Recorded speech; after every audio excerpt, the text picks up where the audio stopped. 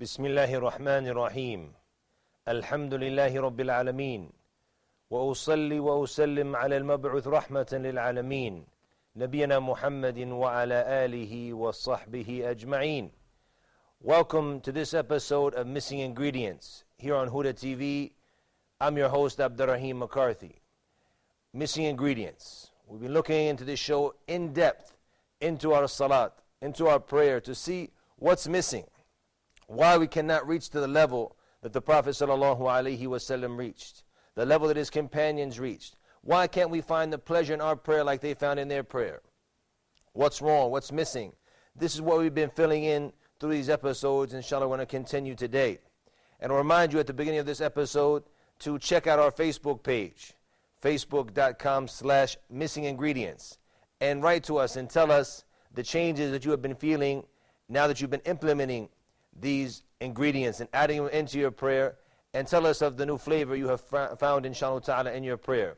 Also, if you had anything else you want to add, send it to us. Anything you think we can add to this and we can benefit ourselves and the Muslims from, and any missing ingredients into the prayer. My dear brothers and sisters in Islam, I want to take some time now to reflect, to be honest, and ask ourselves, since we've started to reflect on the missing ingredients in our prayers, have we found a difference? Has our prayer increased? Even if we haven't reached the ultimate level or the ultimate goal that we want to, has there been some changes? Have you started to reflect more on what you say when you start the prayer? Like we were talking about in the last few episodes.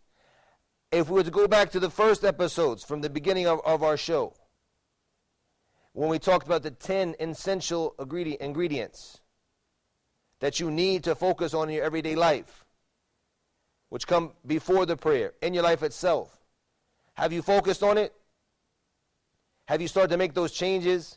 Because if you don't, you're not going to find the pleasure in your prayer. If you have the ingredients and you don't use them, you're not going to get where you want to go. You have to focus on this. You're not going to be able to find the pleasure and the sweetness in the prayer when you're disobeying Allah subhanahu wa ta'ala night and day. The essential ingredient number 10, leaving the sins. Have you been focused on leaving the sins? Are you still sinning night and day? When you stay awake throughout the night, looking at that which is haram, looking at these evil movies that these evil television stations have come with in the Muslim land to corrupt us and to corrupt our homes, and the Muslims don't reflect. They're foolish in a lot of situations, unfortunately. When they go to the West and they find these movie stations that you have to pay for monthly to get, and it's still maybe not 24 hours of movies. And here you have free movies night and day. They started off with one, and they add on two, which is the English movies, with the translation in Arabic so they can corrupt all of the Arabs in the Arab world. Free 24 hours a day. It wasn't enough though, so they added on 4. And they added on 3 for your kids, to corrupt your kids. And that wasn't enough, so they added on action. And that wasn't enough, so they added drama. All of this to corrupt your household. And now they're bringing it to you in Persian. And now they're bringing it to you in with the name of Egypt behind it. All of this to corrupt the Muslims, to take you away from Allah subhanahu wa ta'ala. These evil stations that you watch, the evil music that you hear. You think you're going to listen to music day and night, you're going to work, you're dancing in your car, and they're going to go to Salat al-Dhuhr and you're going to, Allah Akbar, you're going to find pleasure? What's going to be with you in your prayer? The music, it's dangerous. I was just talking about the fact we went to a coffee shop 2 times in the last few days. The same song happened to be on. It's in your head. I don't even like music. I don't even listen to music. And it's difficult to get out. So what if you like it and you're listening to it? It's going to stick in your head. When you say Allah Akbar, you're going to have one of these singers singing in your head. It's going to be popping in your head. Shaitan's going to be playing with you. If you're not cleansing your heart and trying to get this dirt out, then you're not going to benefit from these ingredients even if you take them. We need to start making a change. We need to be brave. You have to stop. You have to make that change if you're going to benefit from your Islam. If you're going to keep putting it off later, ba'deen, tomorrow, after tomorrow, when I get 40, after your heart's finished and ruined, it's very difficult to clean it after you've been ruining it all these years. And you think you're going to find pleasure in the prayer? You have to make a stance. You have to be a man. You have to be strong. If you're not going to be strong, you're not going to strive, you're not going to benefit. We were talking in the last episode about Surah Al-Fatiha, verse by verse. These verses, Fatiha al-Kitab, the opening, or the mother of the book, or Fatiha al-Kitab, the opening of the book, the greatest surah in the Quran. You have to focus on these meanings. The fact is, if you do not even pray the sunnah prayers, you just pray the fard prayers, a minimum that you're reading and hearing these ayat 17 times a day. Think about that when you reflect these meanings. Because the Muslims have different styles of salat. You have the turbo salat, the turbo version. I know people say, Alhamdulillah, they finish the Fatiha, A'udhu Billah, really quick, mumbling, turbocharge to get the end. Reflect on the fact that Allah subhanahu wa ta'ala made you read these ayat 17 times. This is the most essential thing that you're going to read during the prayer, this Fatiha. Alhamdulillah, we have a whole other 113 surahs we're going to be reading from time to time after the Fatiha, certain parts of it, or all of the surahs. But what's important is the main surah. The surah without which your salat is not correct. لا صلاة لمن لم يقرأ بفاتحة الكتاب. The Prophet ﷺ said, there is no prayer for the one who doesn't read with the Fatiha of the book, with Surah Al-Fatiha. Know the importance of this surah. The Prophet ﷺ called it the greatest surah in the Quran. And you say it 17 times a day, verse by verse, a minimum. If you throw in the Sunnah Rawatib with 12 more verses, some witr, some night prayer, mashallah, some duha, you might be saying over 30 times in a day, mashallah. You have to reflect on these verses, the strength and the meanings behind these verses that you keep saying every day. Don't make it a routine. I want you to find some pleasure behind each and every verse. Reflect on the meaning. I want you to feel it inside.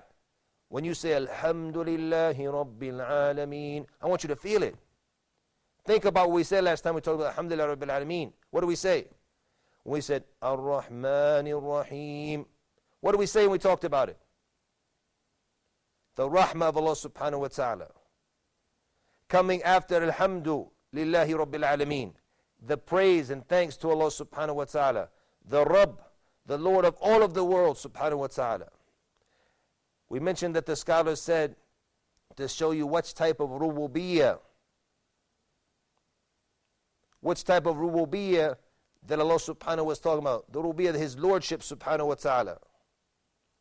Because the tawheed, the belief of Allah subhanahu wa ta'ala, the scholars of Islam divided the tawheed into two categories, or into three categories.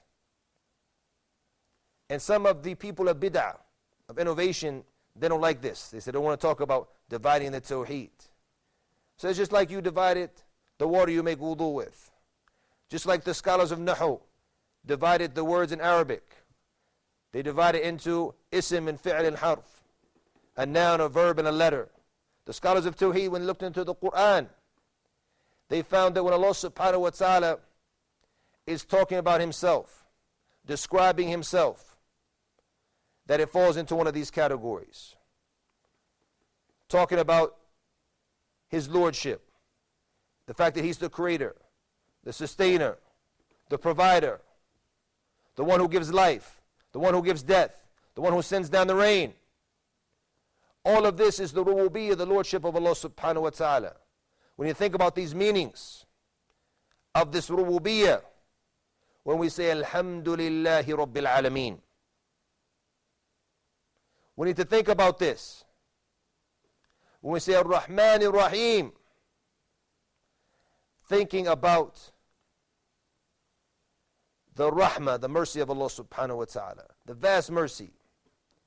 And the scholars of Islam, they said also when Allah subhanahu wa ta'ala is describing himself in the Quran, he's always talking about his beautiful names and attributes, subhanahu wa ta'ala. He's the Sami'ul Alim, the hearing, the all-knowing, the Sami'ul Basir, the Sami', the all-hearing, the Basir, the all-seeing. He's the Ghafoor, the all-forgiving, the Rahim, the all-merciful, the Kareem, the all-generous. All throughout the Quran, we find these beautiful names, these beautiful attributes that Allah subhanahu wa ta'ala describes himself with. So the scholars said, hey, this is another form of Tawheed. When Allah subhanahu wa ta'ala talks about the belief system, when he describes himself. Some said this is all one thing together, one category. Allah subhanahu wa ta'ala talking about his greatness. Either or, it's not a big deal. What's important is that we have rububiyyah, the lordship, and we have the next category, which comes in the second verse in Surah Al-Fatiha, Ar-Rahman Ar-Rahim, the names and attributes of Allah subhanahu wa ta'ala. That we only describe Allah with what he has described himself with in the Quran, or what his Prophet sallallahu alaihi wasallam described him within the authentic Sunnah, without distorting it, or changing its meanings, or saying how it is, or liking Allah subhanahu wa ta'ala to his creation. This is all haram in Islam. If Allah says something about himself, we say it. If Allah describes himself in a certain way, we describe him with this. We don't add, we don't take away, we don't change the meanings. All of these meanings of these categories of Tawheed, they come to us here in Surah Al-Fatiha. Tawheed, the reason you were created, the purpose of creation. Allah subhanahu wa ta'ala goes in depth into it in this surah. In all three categories in one surah right here. Why were you created? We're going to talk about this in more detail when we come back from this short break, so stay tuned. We'll be right back.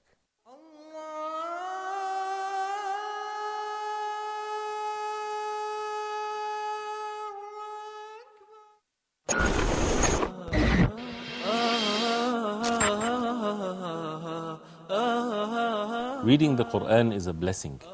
Understanding its translation is beautiful. But diving in depth and extracting pearls from it is simply amazing.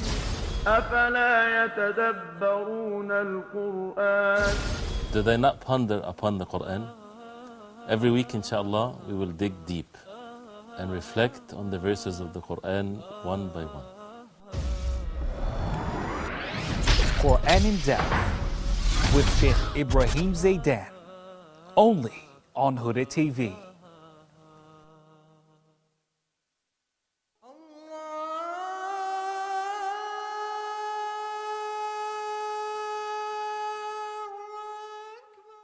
Assalamu alaikum wa rahmatullahi wa barakatuh. Welcome back.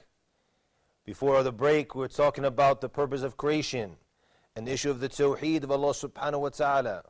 We know as Muslims why we were created.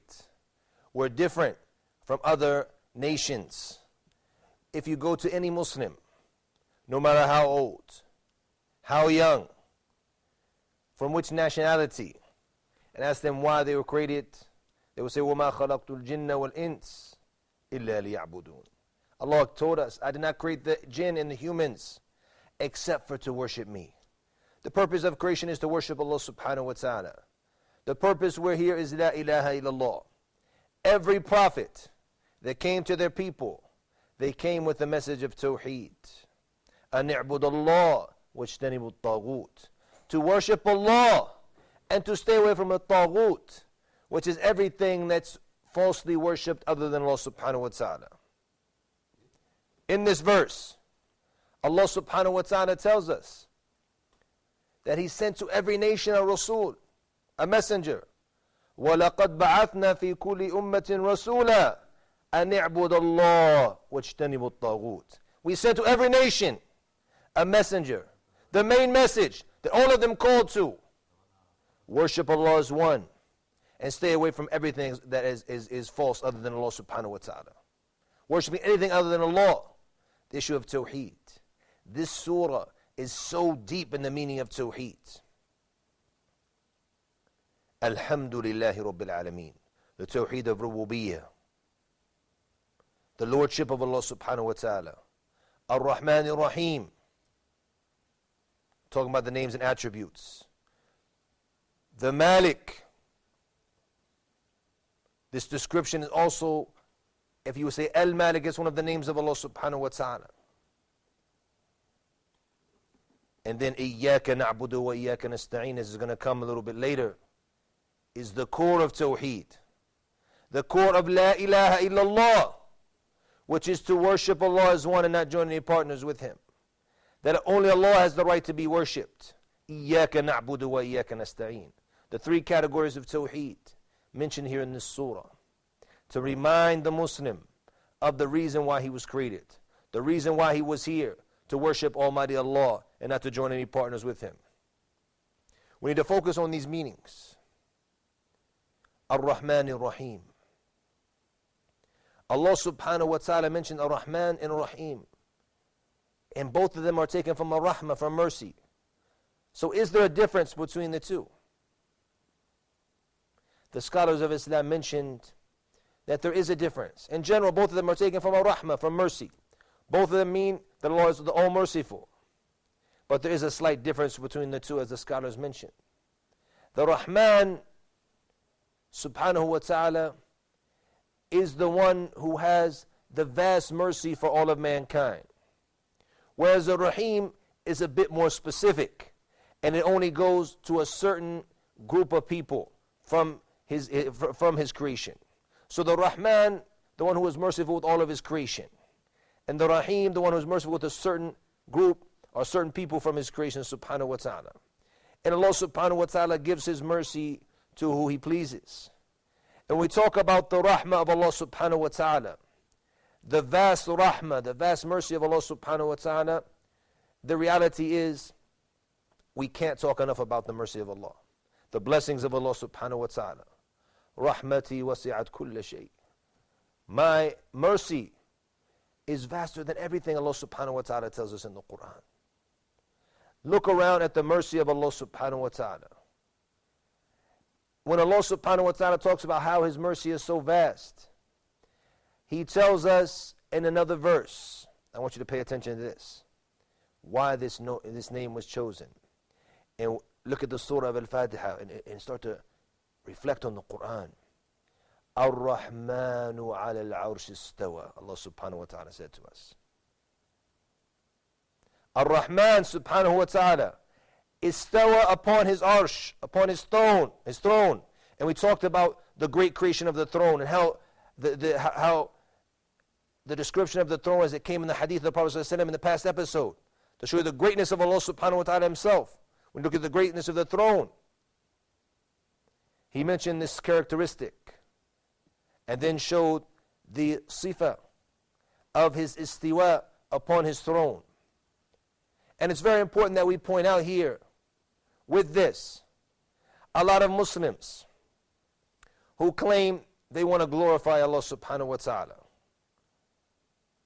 who claim they want to only say that which is good and befitting with Allah subhanahu wa ta'ala.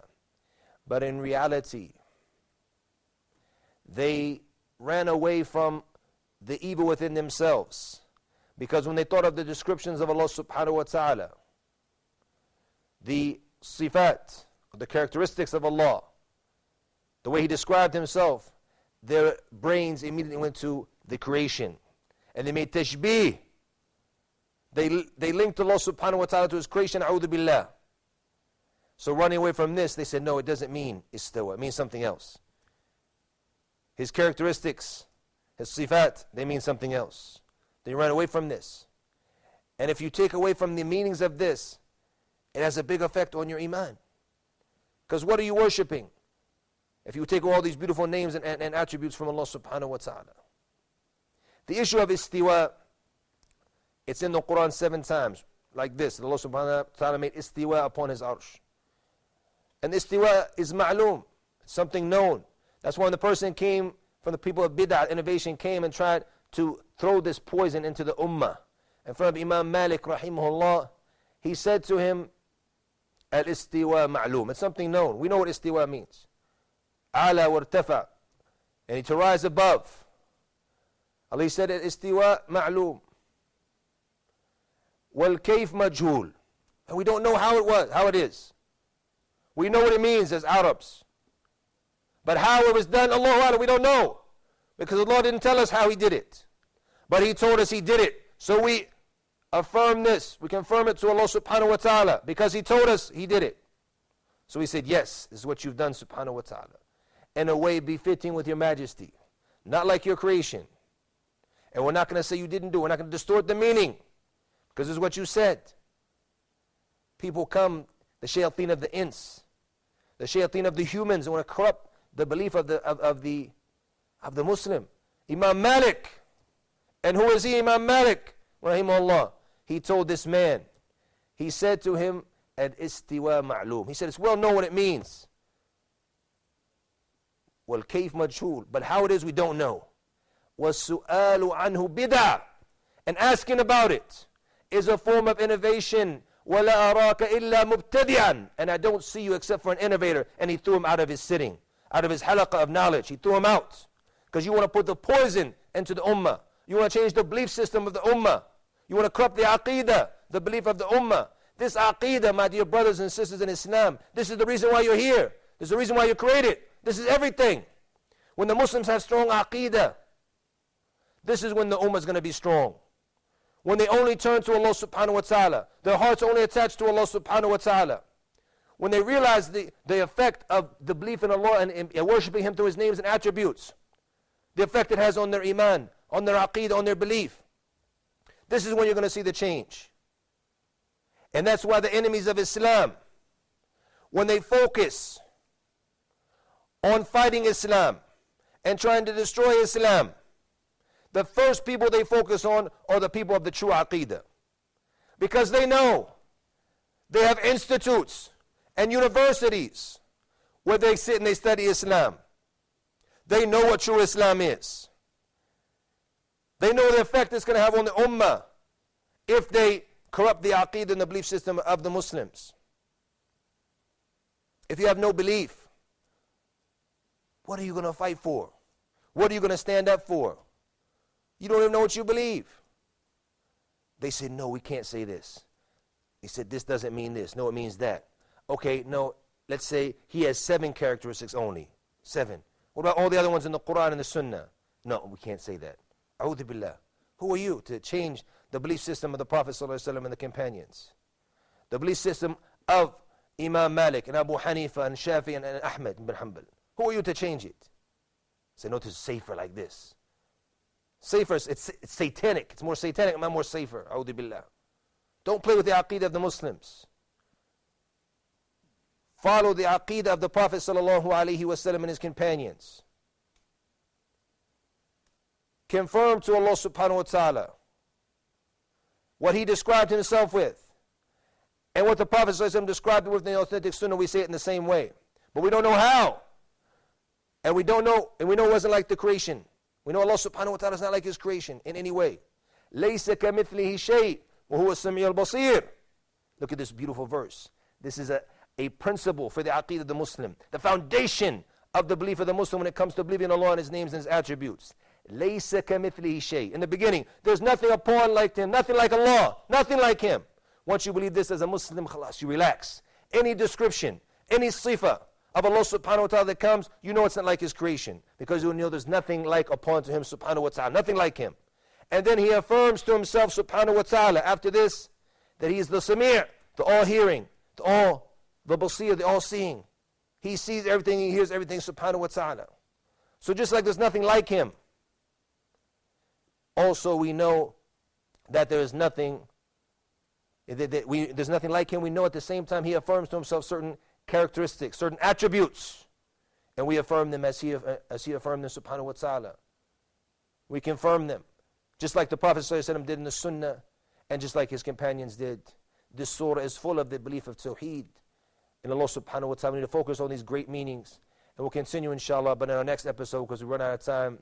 So until then, Allah knows best. Allahu a'lam wa sallallahu wa sallam wa barak ala nabiyyina Muhammad.